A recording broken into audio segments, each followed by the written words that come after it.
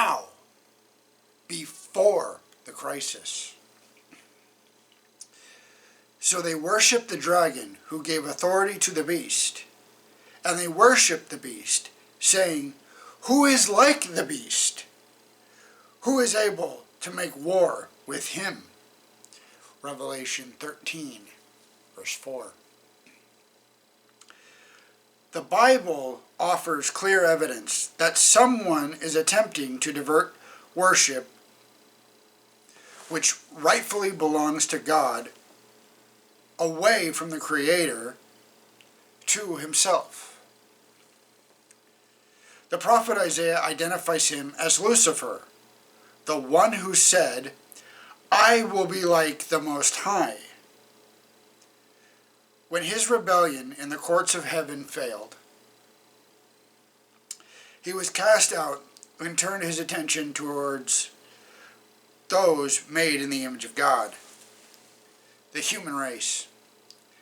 He began by encouraging our first parents to doubt God's word, telling them they would not die if they should eat from the tree. For God knows that in the day you eat of it, your eyes will be opened. He lied. And you will be like God, knowing good and evil. The best way to achieve his dreams, the devil believed, was to lead us to covet God's throne as well.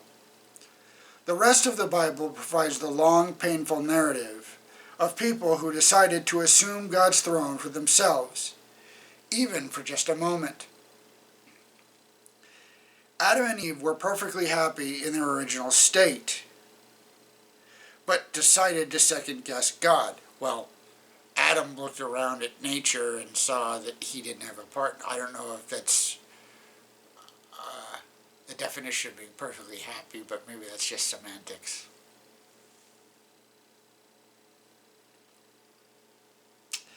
And plunged us all into thousands of years of slavery to fallen angels.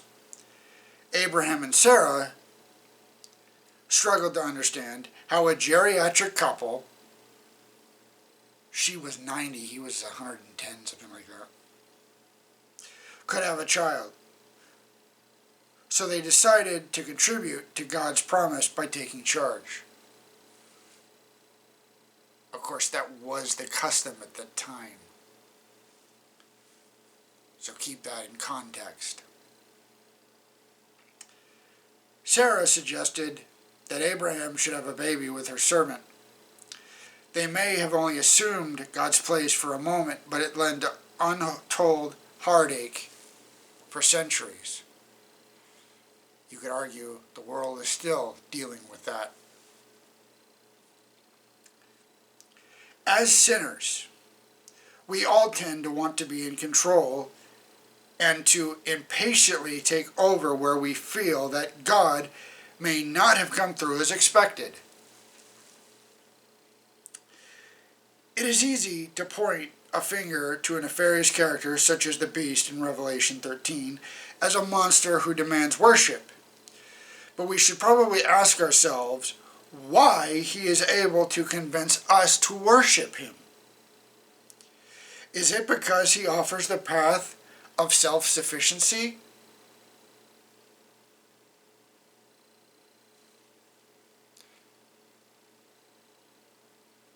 You're still a slave.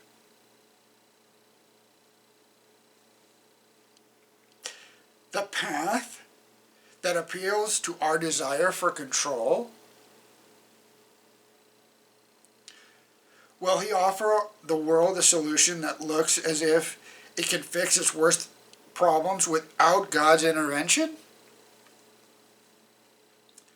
The time to trust that God actually belongs on his throne is now, before a crisis convinces us otherwise.